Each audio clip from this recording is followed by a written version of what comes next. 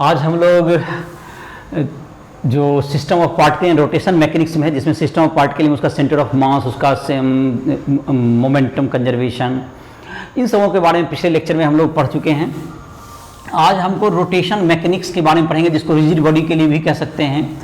तो इसमें एक टर्म आता है, हम लोग अभी तक जो पढ़ाई करते रहे हैं उसमें हम लोग पढ़ाई कर रहे थे बारे में, पार्टिकल, जिसमें मानते थे ये कि किसी एक अगर एक्सटेंडेड बॉडी भी है, एक्सटेंडेड बॉडी है तो उसमें ये हम लोग एज्यूम करते थे कि इसका मास जो है तुमको इसके सेंटर ऑफ मास पे कंसंट्रेटेड है, और जैसे इसको पार्टिकल के रूप में ट्रीट करते थे। और इसको स्टडी का तरीका ये होता था कि इसका जो सेंटर ऑफ मास है इसी पर मान लेते थे कि हम लोग कोई एक्सटर्नल फोर्स लग रहा है, तो इस बात का हम लोग क्या करते थे, एफ एक्सटर्नल यहाँ फोर्स लग रहा है और इसका मास है, इसका मास जो हम लोग लिखते थे ये टोटल मास, तो हम लोग जो अभी लिखे थे F external is equal to, हम लोग F external is equal to mass of the body into acceleration of centre of mass.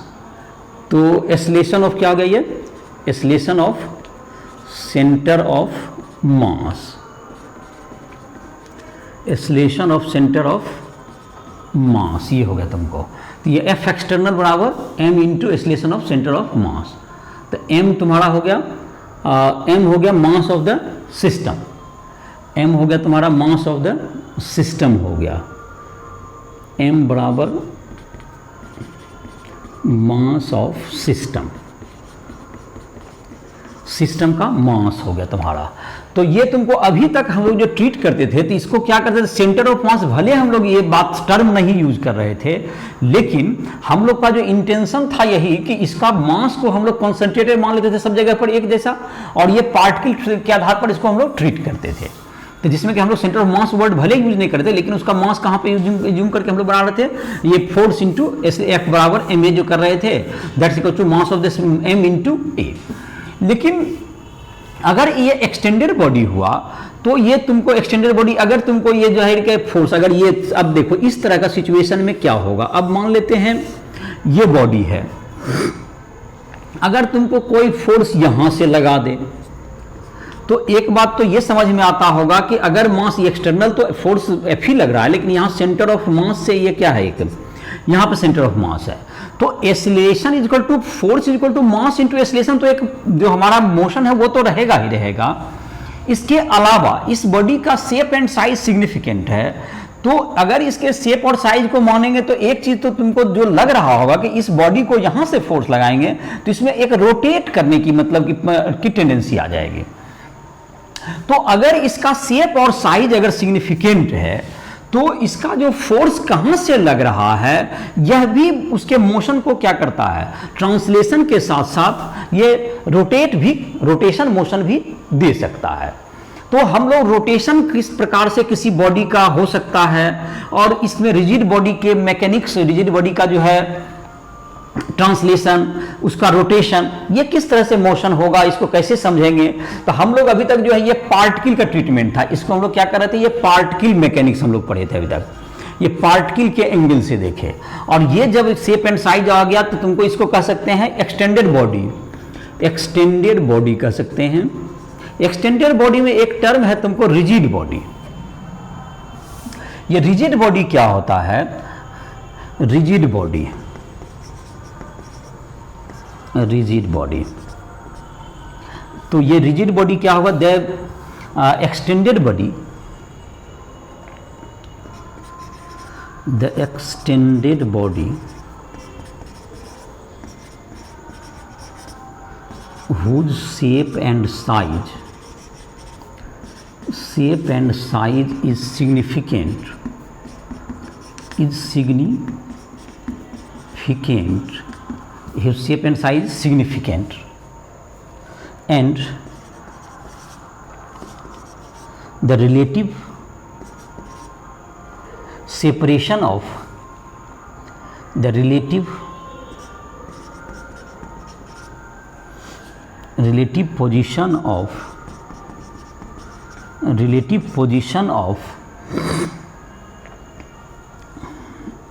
the particles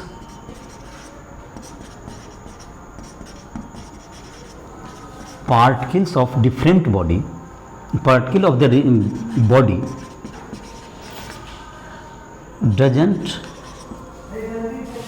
does not change by applying forces is called rigid body। और अगर तुमको ये shape करता deform हो जाएगा, अगर डिफॉर्मेशन होगा तो इसको इलास्टिक पड़े। If deformation is significant the body is elastic body, the body is elastic body, ये इलास्टिक बॉडी हो जाएगा। तो ये इलास्टिक बॉडी में क्या होगा, तुमको ये सिग्निफिकेंट हो जाएगा तो ये इलास्टिक बॉडी होगा। एक्सटेंडेड बॉडी जो हो गया जबकि तुम्हारा जिसमें कि सेपरेशन क्या हो, तुमको ये जैसे यहाँ पर सेपरेशन से मीनिंग क्या हुआ, जैसे कि अगर कोई फोर्स लग रहा है तो ये जो तुमको ये जैसे दो पार्टिकल रखे इसके बीच का सेपरेशन कोई डिफॉर्मेशन जो कि ये आगे बढ़ जाए, ये दो पार्टिकल हो गए तो इसका जो सेपरेशन है चाहे जितना भी बड़ा फोर्स लगा तो ये हमेशा क्या रहना चाहिए, ये कांस्टेंट रहना चाहिए। आप मोशन करें लेकिन ये दोनों के बीच में सेपरेशन क्या होना चाहिए, हमेशा सेम रहे, ये तुमको रिजिड बॉडी कहलाएगा। अगर डिफॉर्म हो गया जैसे कि बड़ा फोर्स लगाते हैं तो इलास्टिसिटी वगैरह सुना होगा नाम, तो जो कि हम लोग आगे आने वाले चैप्टर्स में इलास्टिक बॉडी के बारे में पढ़ेंगे, तो जो कि सेकंड वॉल्यूम में हमारा आएगा, सेकंड वॉल्यूम फिजिक्स का, तो उसकी चर्चा हम लोग बाद में करें। अभी जो भी हम लोग पढ़ेंगे रिजिड बॉडी के बाद पार्टिकल का काइनेमेटिक्स का मतलब F = ma वगैरह, जो काइनेमेटिक्स का मतलब हो गया तुमको V = U + AT, ये सब जो पढ़े हम लोग पार्टिकल को ट्रीट करके पढ़े, तो इसी को हम लोग अब रिजिड बॉडी मैकेनिक्स को पढ़ेंगे। और उसके बाद इलास्टिक बॉडी के लिए हम लोग आगे इलास्टिसिटी करके अलग से इसका जो चैप्टर होगा जो कि सेकंड वॉल्यूम फिजिक्स में है एनसीईआरटी के, उसमें पढ़ेंगे हम लोग।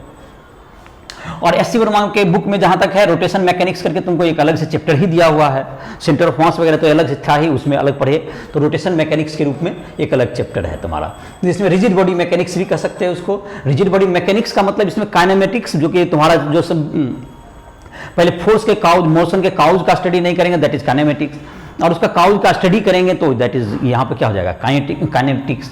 तो दोनों को मिक्स करके मैकेनिक्स में हम लोग उसका स्टडी करेंगे। तो दूसरे शब्द में हम लोग यहाँ पर रिजिड बॉडी का रोटेशन का तुमको जो मैकेनिक्स है जिसमें कि ट्रांसलेशन, उसका रोटेशन, कंबाइंड ट्रांसलेशन और रोटेशन दोनों मोशन हो जिसको रोलिंग मोशन कहते हैं, इन सबों की चर्चा हम लोग आगे आने वाले धीरे धीरे वीडियोज में करेंगे। तो ये तुम्हारा इसमें पार्टिकल मैकेनिक्स से अलग और सिस्टम ऑफ पार्टिकल से भी अलग हम लोग क्या करेंगे, इसका जो है अब मैकेनिक्स पे स्टडी करेंगे। सिस्टम ऑफ पार्टिकल का स्टडी जो कि रिजिड बॉडी के लिए भी एक हम लोगों ने कंसेप्ट ये पढ़ा था सेंटर ऑफ मास, तो वो सब इसमें अप्लाई करने में हमें क्या करेगा, कुछ मदद करेगा रिजिड बॉडी के मैकेनिक्स को समझने में। तो हम लोग अब रिजिड बॉडी में पहला ट्रांसलेशन को हम लोग जो ट्रीट करते भी आए हैं, तो हम लोग एक चीज देखते हैं, rotation of rigid body about an axis. Rotation of rigid body about an axis, पहले रोटेशन के बारे में पढ़ते हैं। इसके पहले हम लोगों ने सर्कुलर मोशन पढ़ा था, तो सर्कुलर मोशन के जो तुम्हारा था एंगुलर काइनेमेटिक्स जो था एक पार्टिकल के लिए, देखोगे तुमको राइफल ऐप पर हमारा जो है लेक्चर अपलोड होगा, जो कि देखोगे angular kinematics Newton's laws of motion वाले चैप्टर में, जिसमें सर्कुलर मोशन पढ़ाया गया, 2 डायमेंशन मोशन, जो चैप्टर 4 है एनसीईआरटी का 4 नंबर जो तुम्हारा है, उसमें लेक्चर तुम्हारा होगा एंगुलर काइनेमेटिक्स। तो उसको भी देख सकते हो, उसमें जो प्रूविंग वगैरह है उसमें भी तुम्हारा राइफल ऐप को प्ले स्टोर से डाउनलोड करके उसमें तुमको उसका मदद ले सकते हो। वो सब पढ़ाई किया होगा, अगर नहीं किया तो उसको भी देख सकते हो। और कभी भी कोई भी टॉपिक के बारे में पूछना हो, कोई फिजिक्स केमिस्ट्री या मैथ में कोई भी क्वेश्चन में दिक्कत हो, कोई कंसेप्ट में तो परेशानी हो रही है 11 या 12 किसी के लिए भी, या इंजीनियरिंग मेडिकल इन सब की तैयारी कर रहे हो, तुम हमसे कभी भी संपर्क कर सकते हो राइफल ऐप के माध्यम से, और जो भी जानकारी है तुम हमसे ले सकते हो। तो अभी जो है हम लोग देखते हैं rotation of rigid body about an axis. Rotation of rigid body about an axis. तो रिजिड बॉडी का रोटेशन, तो जैसे देखते हैं, तुमको ये मान लेते हैं कि ये तुमको है एक बॉडी है, जैसे कि ये है तुम्हारा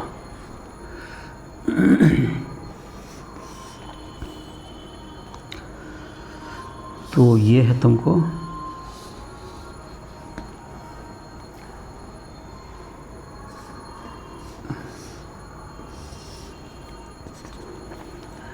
तो ये एक्सिस हो गया, एक्सिस है। जैसे कि ये बॉडी तुमको क्या हो रहा है, इसका ये जो सिलेंडर है तुमको इसके अबाउट, जैसे ये सिलेंडर है तुमको, तो ये इस ढंग से रोटेट कर रहा है, इस ढंग से।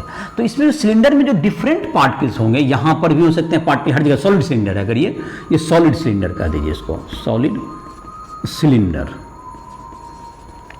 ये रोटेट कर रहा है इस एक्सिस के अबाउट। देखो क्या होगा, ये जो पार्टिकल है, ये जो पार्टिकल मान लेते हैं यहाँ से इसका डिस्टेंस रहा होगा, इसमें डिफरेंट पार्टिकल है। अगर यहाँ पर पार्टिकल है और इसको इस ढंग से अगर घुमाएंगे इसको अपने एक्सिस के अबाउट, तो ये किस ढंग से बनाएगा, देखो ये एक सर्किल बनाएगा, यहाँ से लेकर के यहाँ तक का एक सर्किल। इसको यहाँ पर सेंटर मानते हुए इस सर्किल में क्या करेगा, ये रोटेट करेगा, ये इसको सर्किल में इस ढंग से ये रोटेट करेगा। ये तुमको यहाँ पर इसको एक सेंटर मानेगा यहाँ पर, और इसको सेंटर मान के ये क्या करेगा, ये यहाँ पर घूमेगा, ये यहाँ से यहाँ तक ये जाएगा। ये इस ढंग से एक सर्किल ये क्या करेगा, तुमको इस प्लेन के जैसे तुम्हारा है, इसमें तुमको इस ढंग से क्या होगा, तुमको ये ऐसे घूमेगा। ये पार्टिकल अलग अलग पार्टिकल है, तो अलग अलग सर्किल को बनाते हुए क्या होगा, ये घूमेगा।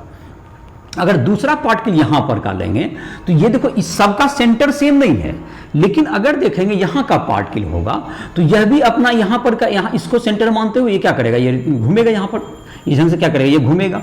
तो सबका देखो सेंटर सबका अलग अलग होगा, लेकिन यह सारा सेंटर इसी एक लाइन पे होगा।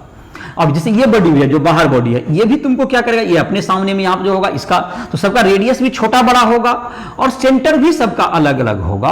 और इस प्रकार से ये तुमको बॉडी क्या होगा, तुमको ये रोटेट करेगा। तो रोटेट जब कर रहा होगा ये बॉडी, तो सबका जो सेंटर है अलग अलग है, बट लेकिन वो उसके सारे के सेंटर को अगर ज्वाइन करेंगे तो यह जो लाइन बनेगा, that is called axis of rotation. और ये बॉडी तुमको जब सर्कुलर पाथ में घूम रहा है, different particles of rigid body, लिख सकते हैं इसको, different particles of rigid body move in a circle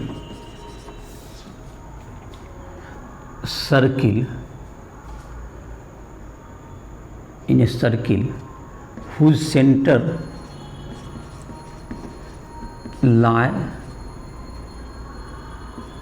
on a line, lies on a line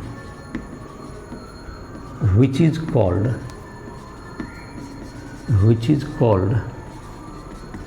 axis of rotation, which is called क्या कहलाएगा, ये एक्सिस ऑफ रोटेशन कहलाएगा। ये अलग अलग सेंटर मानते हुए इसको क्या करेगा, ये घूमेगा, इसको हम लोग एक्सिस ऑफ रोटेशन कहेंगे इसमें।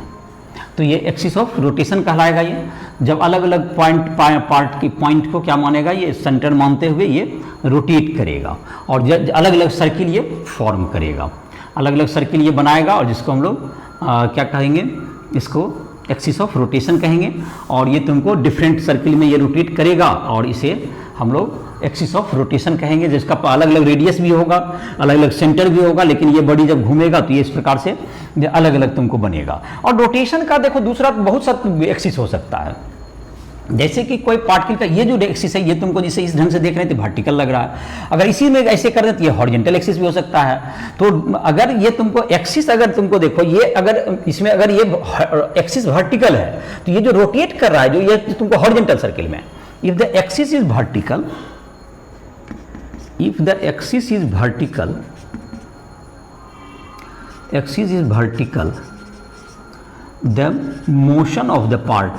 the motion of particle in horizontal circle,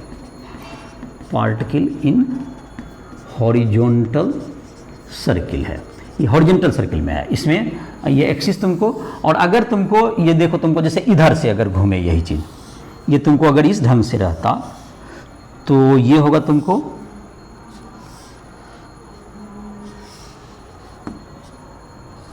ये तुम्हारा एक्सिस ऑफ रोटेशन हो जाएगा। इफ एक्सिस इज हॉरिजॉन्टल,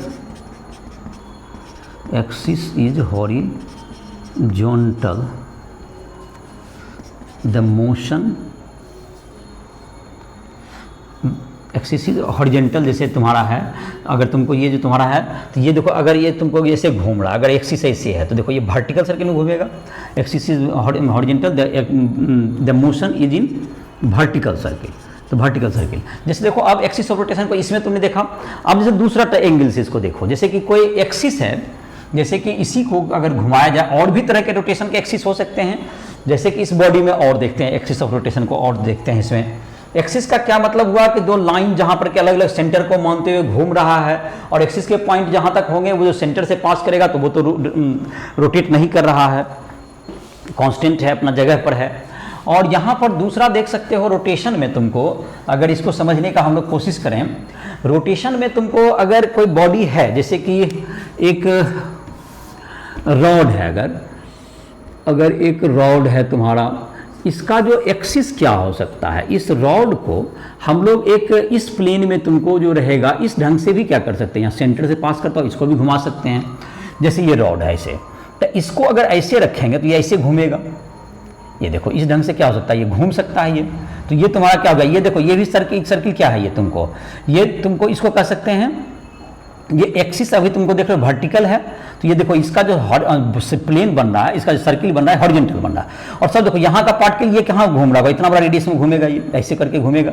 इस पार्टिकल का देखोगे तो ये तुमको ये इससे बड़ा रेडियस का है, तो ये तुमको सब पार्टिकल अलग अलग रेडियस में क्या होंगे, घूमेंगे, अलग अलग रेडियस में घूमेंगे, सभी पार्टिकल सबका देख रहे हो तुमको ये अलग अलग। और एक्सिस, इसको क्या कहेंगे हम लोग, एक्सिस ऑफ रोटेशन। तो ये हो गया तुम्हारा एक्सिस ऑफ रोटेशन। और इसी में तुमको देख सकते हो, इसी में देखो जैसे axis of rotation vertical, axis of rotation क्या है तुमको, एक्सिस ऑफ रोटेशन वर्टिकल, तो motion in horizontal circle. Motion देखो यहाँ फिर से मैं इसको दिखाता हूँ, जैसे यहाँ है तुमको ऐसे, तो ये तुम्हारा क्या होगा, मोशन इन हॉरिजॉन्टल सर्किल। ये देखो ऐसे हॉरिजॉन्टल सर्किल में ऐसे घूम रहा है, देखो कहीं बनाओगे तो ये सर्किल तुमको हॉरिजॉन्टल प्लेन में आएगा। तो motion in horizontal plane, motion of body in horizontal plane, ये हॉरिजॉन्टल प्लेन में रहेगा ये। अब दूसरा इसमें कह सकते हैं, अगर तुमको यही चीज़ रहा, अगर यही एक्सिस तुमको, अगर यही जो पार्टिकल है, अगर तुमको यहाँ पर देखें, ये तुमको अगर रहा, तुमको इसमें जैसे कि अगर कर दें हम लोग, ये हॉर एक्सिस तुम्हारा क्या कर दें, अगर इसको इस ढंग से कर दें, इसको कैच करें ऐसे, तो ये तुमको एक्सिस तो दिखेगा नहीं फिगर में, परपेंडिकुलर एक्सिस हो गया यहाँ पर प्लेन पर, तो ये परपेंडिकुलर एक्सिस होगा। देखो तो अब कैसे घूमेगा, ये देखो ये तुम्हारा, देखो ये वर्टिकल सर्किल, देखो ऐसे सर्किल बन रहा है, इस ढंग से सर्किल बनता हुआ दिख रहा है, तो ये वर्टिकल प्लेन में हो गया ऐसे। और एक्सिस देखो तुम्हारा क्या है, ये हॉरिजॉन्टल है। और अलग अलग पॉइंट इसमें से यहाँ पर जो देखेंगे तो ये अलग पॉइंट जो कि यहाँ पेरिफेरी के अंदर होगा, उसका सर्किल अलग होगा, इसका सर्किल सबका क्या होगा, सबका रेडियस अलग अलग होगा, ये भी अलग अलग सर्किल में घूमेंगे। तो ये तुम्हारा क्या हो गया, ये तुमको इस, और जहाँ तक इस एक्सिस को है, ये परपेंडिकुलर टू द प्लेन है, ये axis perpendicular to the plane है, इसका सेंटर से पास कर रहा है, axis perpendicular to the plane, इसमें नहीं दिखेगा, axis perpendicular to the plane, axis perpendicular to the plane है। और तुमको ये कहाँ घूम रहा है, axis perpendicular to the plane है, यहाँ पर axis perpendicular to the plane है, और एक्सिस तुमको इस ढंग से परपेंडिकुलर टू द प्लेन है। और ये तुम्हारा क्या होगा, ये तुमको घूमेगा इस ढंग से, इस सर्किल क्या है तुम्हारा, वर्टिकल सर्किल। तो motion of body, rigid body in vertical plane, motion of rigid body in vertical plane, motion of particle in vertical plane. तो ये होगा तुम्हारा वर्टिकल प्लेन में होगा। और ये तुमको, तो एक्सिस ऑफ रोटेशन के बारे में समझा होगा। दूसरा इसी में देखो, अगर तुमको हॉरिजॉन्टल वर्टिकल, इसमें भी देखो अभी भी बहुत सा पॉसिबिलिटीज है। अगर हम लोग ये जैसे कि घुमा रहे हैं, तो ये सेंटर से पास करनी जरूरी नहीं, आपका एक्सिस यहाँ से भी पास कर सकता है, ऐसे भी घूम सकता है, अभी भी बहुत से एक्सिस हो सकते हैं। और ऐसे भी घूमिएगा तो यहाँ से भी पास कर सकता है, ये भी हॉरिजॉन्टल प्लेन में, वर्टिकल प्लेन, ये कोई जरूरी नहीं सेंटर से पास करती है। तो एक्सिस क्या है, बहुत से एक्सिस हैं। तो रोटेशन के बारे में तुमने समझा होगा कि एक्सिस ऑफ रोटेशन का क्या मतलब हुआ। अब इसमें हम लोग जो है कुछ टर्म जो एंगुलर काइनेमेटिक्स के जो होते हैं, जैसे कि जो एंगल फॉर्म करेगा जितना सेंटर पर कोई सर्कुलर मोशन के में अगर घूम रहा हो, that is called angular displacement, angular displacement. और तुमको फिर क्या हो गया, एंगुलर डिस्प्लेसमेंट के साथ साथ और तुमको लीनियर एंगुलर डिस्प्लेसमेंट हो गया, फिर उसका एंगुलर वेलोसिटी, एंगुलर एक्सेलरेशन, ये सब जो पैरामीटर हैं तुमको एंगुलर पैरामीटर, एंगुलर वेरिएबल भी कह सकते हो, एंगुलर वेरिएबल। ये तुमको अगर कोई पार्टिकल घूम रहा है, जैसे कि एक मान लेते हैं कि कोई पार्टिकल ही है, तो ये अगर तुमको सेंटर पे जितना एंगल फॉर्म करता है सर्कुलर मोशन में, ये तुमको जब रोटेट कर रहा है, ये क्या कहलाता है? ये पार्टिकल है, तुमको एक पार्टिकल है, ये यहाँ पर एंगल फॉर्म किया जितना, ये क्या कहलाएगा? इसका एंगुलर डिस्प्लेसमेंट कहलाएगा। ये एंगुलर डिस्प्लेसमेंट कहलाएगा, एंगुलर वेरिएबल। द पार्टिकल ये डेल्टा थीटा एंगल बना रहा है, डेल्टा थीटा एंगल बना रहा है, तो ये क्या हो गया? एंगुलर डिस्प्लेसमेंट कहलाएगा। द एंगल मेड बाय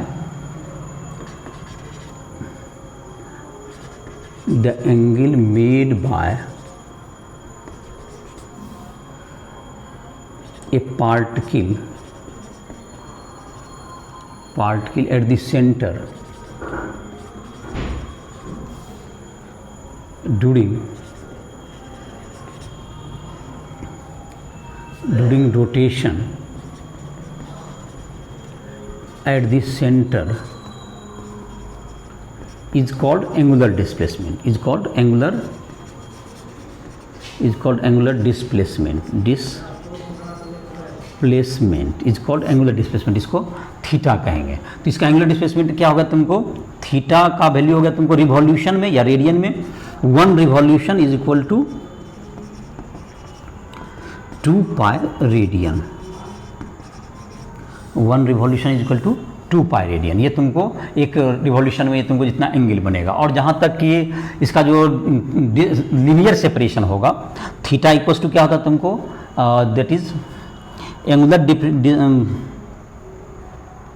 और theta equals to L by R. तो angular displacement is equal to S by R भी कर सकते हैं, S बाय आर। तो angular displacement is equal to linear displacement by radius, theta is equal to S by are,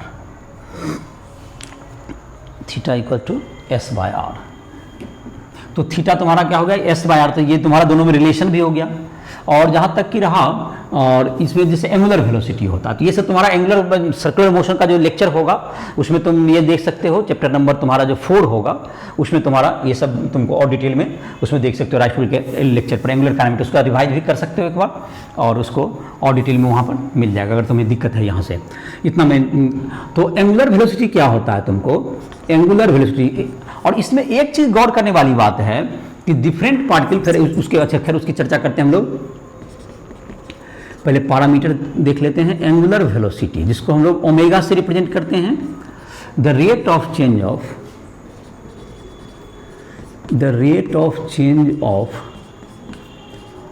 angular displacement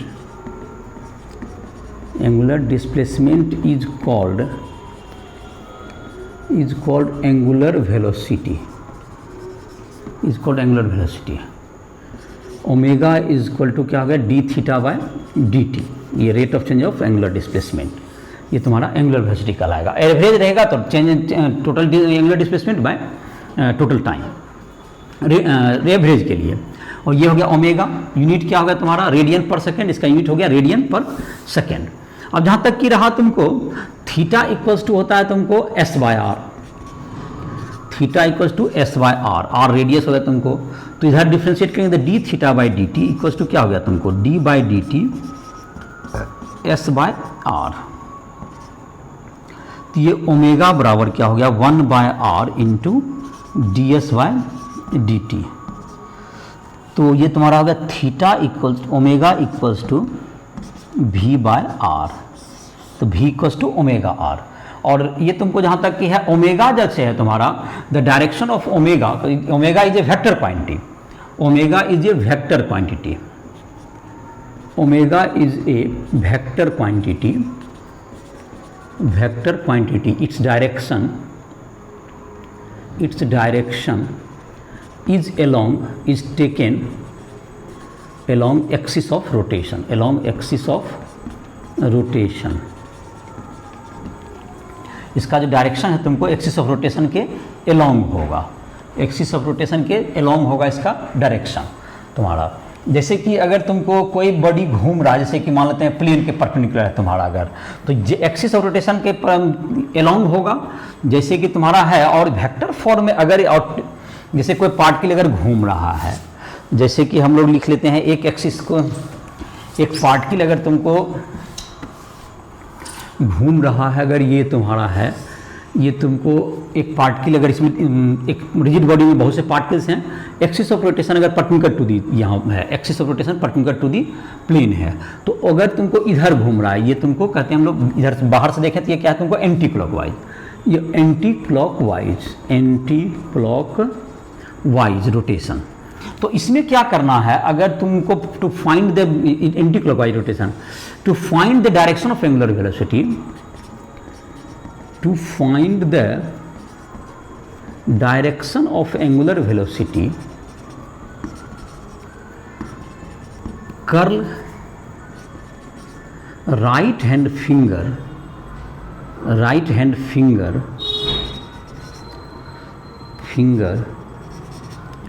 in the direction of motion,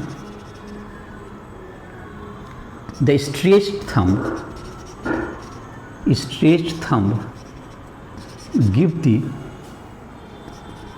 direction of angular velocity, angular velocity का ये direction देगा, angular velocity का ये direction देगा।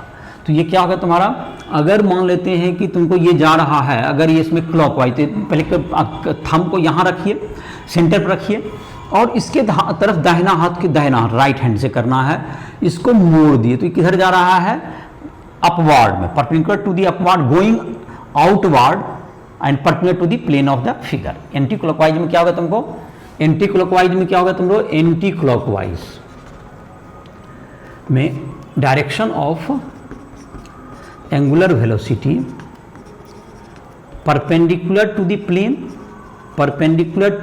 Plane and going upward direction, going in the upward direction, outward कह सकते हो, outward. और यही चीज होगा इफ एंटी, ये क्लॉकवाइज में क्या हो जाएगा, इसी का जस्ट उल्टा हो जाएगा सर। क्लॉकवाइज में क्या हो जाएगा इसका, perpendicular in going inward, perpendicular and inward, perpendicular and inward. जैसे क्लॉकवाइज में घुमा के दिखाते हैं, अगर इसको जो है तुमको, अगर मान लेते हैं कोई पार्टिकल घूम रहा है किधर, क्लॉकवाइज डायरेक्शन में, तो क्लॉकवाइज डायरेक्शन में क्या हो जाएगा तुम्हारा, क्लॉकवाइज डायरेक्शन में अगर जा रहा है तो इसी डायग्राम को अगर कर दें तो वो तुमको ओमेगा का डायरेक्शन, ओमेगा का क्या हो जाएगा तुमको,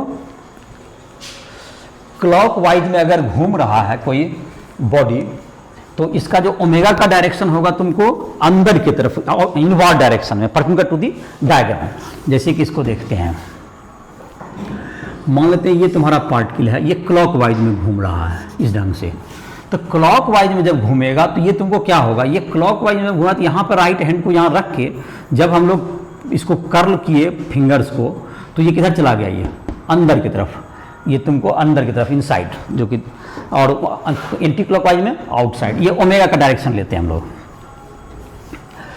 तो ये जो रिलेशन है v बराबर v equals to omega R, it is written and v equals to omega r can be written in vector product, vector form.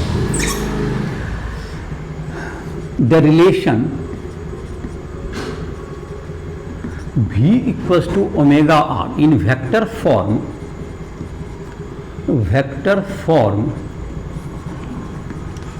can be written as v vector बराबर omega cross R, v vector बराबर omega cross R. जैसे देखो इसको करके दिखाते हैं, ये v बराबर ओमेगा आर, अगर 90 डिग्री है दोनों के बीच का एंगल तो ये तुम्हारा क्या हो जाएगा। अब जैसे कि यहाँ पर देखो, इसी में आ जाओ, सर्कुलर मोशन में तुमको जो है कि वेलोसिटी का डायरेक्शन हो जाएगा तुमको, ये तुम्हारा देखो यहाँ पर है तुमको, ये ओमेगा का डायरेक्शन अभी बता रहे थे, ओमेगा डायरेक्शन। अगर तुम एंटी क्लॉकवाइज लेते हो, एंटी क्लॉकवाइज का डायरेक्शन निकालने के लिए फिर से एक बार रिपीट करते हैं। तो हम अपने दाहिने हाथ को यहाँ रखेंगे, राइट हैंड को, और ओमेगा के डायरेक्शन में इधर कर्ल किए तो अंगूठा ऊपर कर, it is omega, direction of omega. Direction of omega किधर हो गया? Omega perpendicular to the plane and outward direction में, यही हुआ तुम्हारा एंटी क्लॉकवाइज में। अब देखते हैं यहाँ पर आर वेक्टर तुम्हारा इस पार्ट के लिए, आर वेक्टर किधर है? ये आर वेक्टर तुम्हारा इधर की ओर होगा, ये तुम्हारा आर वेक्टर इधर की ओर है, ये आर वेक्टर इधर है, ये आर वेक्टर हो गया। तो तुमको ये जो तुम्हारा हो गया, ये जो तुम्हारा हो गया, ये टेंजेंट की तरफ हो जाएगा। ये v बराबर v along tangent, v vector along tangent. ये देखो इसके टेंजेंट की ओर होगा। जैसे देखो ओमेगा क्रॉस आर करेंगे तो ओमेगा तुमको हमेशा जहाँ भी रहेगा इसके टेंजेंट की ओर जाएगा, फॉरवर्ड टेंजेंट में। तो ओमेगा है तुमको प्लेन के अभी क्या है, परपेंडिकुलर आउटसाइड, और क्रॉस आर के देखो तो वहाँ पर क्या होगा, राइट हैंड का जो वेक्टर में क्या होगा, इसके वेक्टर प्रोडक्ट में ओमेगा की तरफ अपने राइट हैंड को रखना है और आर के तरफ इसको क्या करना है, इसको कर्ल करना है। तो ये तुम्हारा क्या हो जाएगा, ये तुम्हारा अंगूठा देखो इधर की ओर इंडिकेट कर रहा है ये। तो ये ओमेगा क्रॉस आर हो गया, तुमको आर वेक्टर इधर है तो राइट पहले अपने फिंगर को किधर रखना है, पहले वेक्टर ओमेगा की तरफ, और इसके डॉट प्रोडक्ट में मतलब वेक्टर प्रोडक्ट करना है इसको या क्रॉस प्रोडक्ट। तो तुम्हारा क्या हो गया, ये किधर की ओर जा रहा है, ये तुमको अंगूठा इधर की ओर जाएगा। अगर यही क्लॉकवाइज होगा तो इधर की तरफ आ जाएगा। देखो इधर पहले अंदर की तरफ रहेगा तो ऐसे अंगूठा को रखेंगे, पहले क्लॉकवाइज अगर रोटेशन हो रहा है तो क्लॉकवाइज में तुमको कन्फ्यूजन ना हो इसलिए एक नया डायग्राम ही तुम्हें बना दे रहे हैं। अगर किसी पार्टिकल का निकालना जहाँ पर भी टेंजेंट होगा तुम्हारा, तो पहले अपने हाथ को इधर रखोगे और ये ऐसे करोगे तो इधर की तरफ नीचे आ जाएगा ये टेंजेंट, ये तुम्हारा टेंजेंट आ जाएगा इधर, ये तुमको आ जाएगा। तो ये तुम्हारा हो गया टेंजेंट में चला जाएगा ये। तो ये तुम्हारा हो गया टेंजेंट के डायरेक्शन में, तुम्हारा इसका वेलोसिटी जो है तुम्हारा टेंजेंट के डायरेक्शन में जाएगा। तो ए बराबर क्या हो गया तुमको, v बराबर ओमेगा क्रॉस आर हो गया। और ये तुमको dv/dt जो होगा तुमको, अब अगर तुमको, तो ये तुम्हारा हो गया वेक्टर फॉर्मूला जो क्रॉस प्रोडक्ट का जहाँ तक है, तुमको इसके क्रॉस प्रोडक्ट का फिर से तुम रिवाइज भी कर सकते हो इसका। तो क्रॉस प्रोडक्ट के लिए तुमको ऐसे एक आध क्वेश्चन बताएंगे, उसमें तुमको क्रॉस प्रोडक्ट आई क्रॉस आई क्या होता है तुम्हारा, ए क्रॉस बी जो होता था क्रॉस प्रोडक्ट में, अगर तुमको ध्यान से उतर गया होगा तो ए क्रॉस बी इज टू क्या था, क्रॉस प्रोडक्ट में तुम राइट टू एफ को ऊपर से वेक्टर या क्रॉस प्रोडक्ट का तुमको अगर लेक्चर तुम देख सकते हो, A B sine theta N cap, I cross I में साइन जीरो हो जाएगा, जे क्रॉस जे में भी जीरो हो जाएगा और के क्रॉस के में भी ये जीरो हो जाएगा। तो ये तीनों जीरो हो जाता है क्योंकि साइन जीरो जीरो। और आई क्रॉस जे जब करते हैं, दो को करते हैं तो तीसरा का डायरेक्शन जाता है। आई क्रॉस जे बराबर क्या आता है, के, और जे क्रॉस के क्या होता है तुमको, फिर आई अगर एक डायरेक्शन में चलते जाएंगे तो के क्रॉस आई होता है जे। इसको रिवाइज कर सकते हो, मैंने क्लॉकवाइज में जाएंगे इसको आई जे के, अगर ये क्लॉकवाइज में चल रहे हैं तो उनको फर्स्ट से सेकंड डायरेक्ट में, जैसे आई क्रॉस जे किए तो के चला गया प्लस में, और जे क्रॉस आई करेंगे जस्ट उल्टा हो जाएगा, माइनस के हो जाएगा। अगर उल्टा जाने पड़ेगा एरो से, एंटी क्लॉकवाइज जाना पड़ गया तो ये माइनस के हो जाएगा। जैसे जे क्रॉस के करना, जे क्रॉस के में फिर आई हो गया, लेकिन के क्रॉस जे जाएंगे तो माइनस आई, और के क्रॉस आई क्या हो जाएगा तुम्हारा, जे हो जाएगा, और आई क्रॉस के हो जाएगा माइनस जे। तो ये तुम्हारा याद होगा, A cross B is equal to minus B cross A cross B is equal to minus B cross A. इसका मतलब जे क्रॉस आई क्या हो गया तुम्हारा, माइनस के हो जाएगा, के क्रॉस जे क्रॉस के आई होता तो के क्रॉस जे क्या हो जाएगा तुम्हारा अब माइनस आई, और तुमको के क्रॉस आई तुम्हारा हो गया, आई क्रॉस के हो जाएगा तुम्हारा, के क्रॉस आई हो गया तो आई क्रॉस के हो गया माइनस जे, तो ये हो गया तुम्हारा। तो ये हो गया तुम्हारा, तो ये तुम्हारा हो गया इसका वेक्टर और क्रॉस प्रोडक्ट का रिवीजन तुम्हारा जैसे हो गया। और इसके लिए तुम राइट टूल ऐप पर भी तुम देख सकते हो, जो वेक्टर होगा तुम्हारा चैप्टर नंबर 2 में तुम इसको भी देख सकते हो, वहाँ भी तुमको वेक्टर के प्रोडक्ट के सारे रिवीजन, अगर तुम्हें भूल गए हो तो उसमें जाकर वेक्टर या क्रॉस प्रोडक्ट का रिवीजन कर सकते हो, जिसकी ज़रूरत इस चैप्टर में पड़ेगी। और भी टर्म्स आएंगे जहाँ पर कि वेक्टर प्रोडक्ट की ज़रूरत पड़ेगी। और जहाँ तक कि एंगुलर काइनेमेटिक्स हम लोग का चल रहा है, उसमें हम लोग जो अगर लाए हैं एक रिलेशन हम लोग का गया v equal to omega cross R. तो अब हम लोग देखते हैं एंगुलर वेलोसिटी हो गया angular acceleration, angular acceleration, angular acceleration. तो v इक्वल्स टू होगा तुम्हारा angular acceleration, the rate of change of angular velocity, the rate of change of angular velocity, angular velocity is called angular acceleration. तो alpha is equal to D omega by D T, alpha बराबर हो गया D omega by D T. और जहाँ तक relation की बात है तो रिलेशन हमारा जो इसी से आगे बढ़ते हैं, v इक्वल टू वेक्टर के रूप फॉर्म में ही डायरेक्ट लिख देते हैं। तो D V by D T इसको कर देंगे, तो D V by D T equals to क्या हो गया तुम्हारा D by D T omega cross R. D V by D T क्या होगा तुम्हारा, ये tangential acceleration, that's equals to alpha cross R. ये टेंजेंशियल एक्सीलरेशन हो जाएगा तुम्हारा, ये tangential acceleration in tangential direction, acceleration in tangential direction. ये तुम्हारा एक्सीलरेशन हो गया tangential direction, that's equal to alpha cross R. Alpha हो गया एंगुलर एक्सीलरेशन, अल्फा हो गया एंगुलर एक्सीलरेशन, ए बराबर alpha cross R, angular acceleration.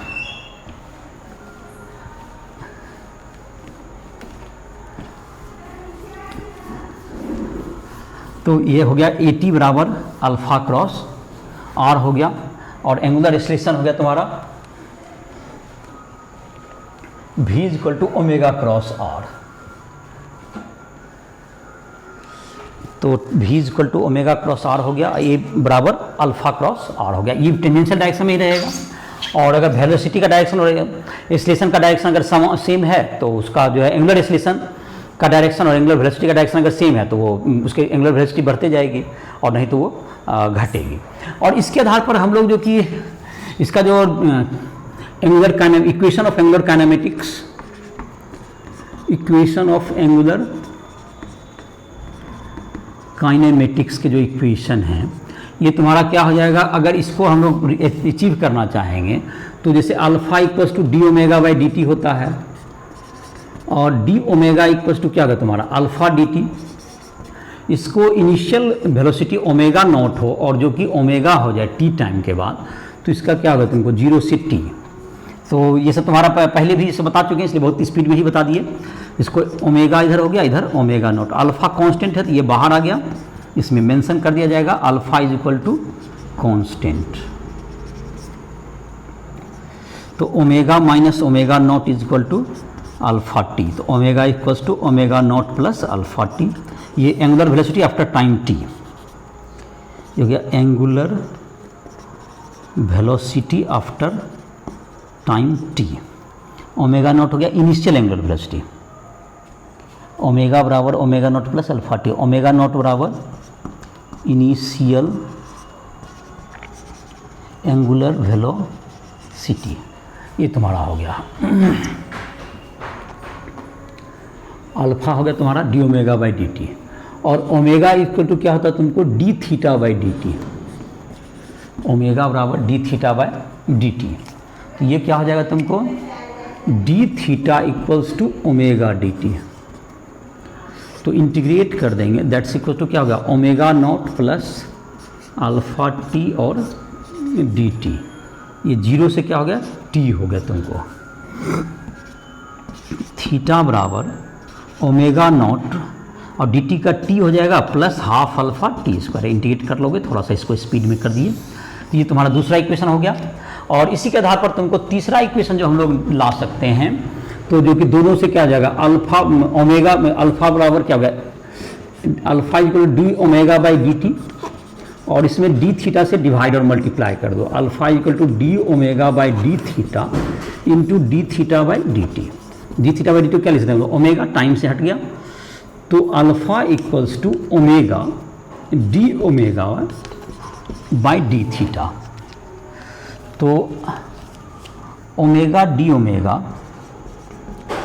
बराबर alpha D theta, omega D omega बराबर, तो ओमेगा डी ओमेगा इधर क्या जाएगा, ओमेगा नॉट से ओमेगा और इधर हो गया 0 से थीटा, तो ये हो गया omega square by 2 minus omega naught square by 2 is equal to alpha theta. तो ओमेगा स्क्वायर बराबर omega naught square plus 2 alpha theta, ये तुम्हारा हो गया इसका वेलोसिटी हो गया, ओमेगा स्क्वायर का वैल्यू। तो ये तुम्हारा अगर 3 इक्वेशन था तुमको एंगुलर काइनेमेटिक्स के, omega equal to omega naught plus alpha T, और तुम्हारा जो है इसके साथ लीनियर के साथ रिलेशनशिप, ये सब तुमको जो है पैरामीटर हो गए। यहाँ 3 इक्वेशन हो गया, जैसे v equal to U plus A T, तो omega equal to omega naught initial angular plus alpha T angular acceleration, और ये तुम्हारा हो गया एस रॉड U T plus half A T square, theta equal to omega naught T plus half alpha T square, V square equal to U square plus 2s omega square omega naught square plus 2 alpha theta. और जहाँ तक कि angle इसका जहाँ तक unit की बात है, तो एंगुलर डिस्प्लेसमेंट का रेडियन हो गया एसआई यूनिट, और तुमको एसआई यूनिट एंगुलर वेलोसिटी का हो गया रेडियन पर सेकेंड, एंगुलर स्टेशन का रेडियन पर सेकेंड स्क्वायर। तो इस प्रकार से क्या होगा तुम्हारा ये एक रिलेशनशिप सारा डेवलप हो गया। इसमें तुमको अब एस सी वर्मा के बुक से तुम चाहो तो इसका जो है एग्जांपल तो हम नहीं बता रहे हैं, एक्सरसाइज में क्वेश्चन दिए हुए हैं जो कि रोटेशन मैकेनिक्स में 5-6 क्वेश्चन 7 क्वेश्चन तुमको स्टार्टिंग के जो क्वेश्चन हैं उसको तुम बना सकते हो, काफ़ी आसान ही क्वेश्चन है, और उसमें तुमको डिस्लेशन होगा तो माइनस में अल्फा लीजिए, जो सर तुम्हारा काइनेमेटिक्स में यूज़ करते हैं, तो उसके आधार पर इसको तुम ट्राई कर सकते हो। तो इसमें तुमको जो है इसके इतना के बाद तुमको एस टी वर्मा से तुमको जो है रोटेशन को समझ लिया होगा, एस टी वर्मा बुक से exercise rotation mechanics starting problem 1 to 6 या 7 तक जो भी होगा तुम्हारा, जहाँ तक बन पाएगा मोमेंट ऑफ इनर्शिया के पहले तक का ये बनाना है। आगे का जो थ्योरी है जिसके बारे में हम लोग चर्चा करेंगे, that is moment of inertia की चर्चा करेंगे, जो कि अगले लेक्चर में तुमको पढ़ाएंगे। एक इंपॉर्टेंट टर्म है जो कि रोटेशन मैकेनिक्स से जुड़ा हुआ, जिसको हम लोग कहते हैं मोमेंट ऑफ इनर्शिया, जो कि तुमको हम लोग डिफाइन करेंगे, जो कि काफ़ी इतना ही, जैसे ट्रांसलेशन मोशन में जिस तरह से मास का इंपॉर्टेंस होता है, एंगुलर वेलोसिटी में मास के बजाय मोमेंट ऑफ इनर्शिया का उतना ही वैल्यूएशन होता है रोटेशन में। तो इसको जो है हम लोग अपने अगले लेक्चर में एक नया टॉपिक पढ़ेंगे जिसका नाम होगा मोमेंट ऑफ इनर्शिया। तो इसी के साथ इस लेक्चर को समाप्त कर रहे हैं। किसी स्टूडेंट को हमसे फिजिक्स में कोई क्वेश्चन बना रहे हो एस टी वर्मा से या एनसीईआरटी से, किसी से भी अगर तुमको दिक्कत हो रहा है, कंसेप्ट नहीं समझ में आ रहे हैं, तो इसके लिए तुम कभी भी राइट टू लैब के माध्यम से हमसे संपर्क कर सकते हो। इसके अलावा कोई भी पोर्शन हो 11 के 12 को फिजिक्स केमिस्ट्री मैथ किसी में भी, उसके लिए भी तुम हमसे संपर्क कर सकते हो। पर्सनल गाइड के रूप में भी तुम हमसे टाइम ले सकते हो। तो इसी के साथ इस लेक्चर को समाप्त कर रहे हैं।